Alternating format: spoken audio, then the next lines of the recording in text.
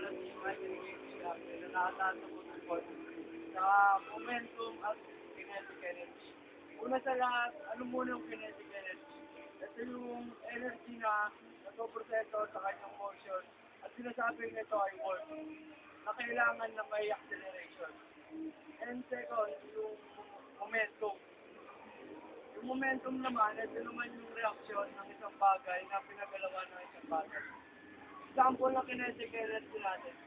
Kung may bola akong hawak, imagine lang natin may bola akong hawak. Pag ginagalaw-galaw ko to, ay yung tinatawag na kinetic energy. Yung momentum naman, ito naman yung kamay ko na yung nag-react susunod ko papakita yung formula ng momentum and kinetic energy.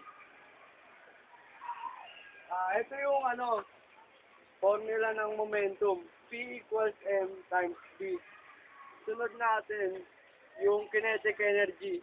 Kinetic energy is equal to 1/2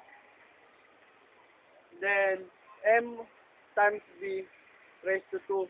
Then yung key before 1/2 equal 1/2 then M1 close open parenthesis B close I open B1 close raised to 2. Yung key after ito yung 1/2 open parenthesis M1 plus M2 close parenthesis then times B1 raised to 2. Then ayun lang yung sa kinetic energy lang.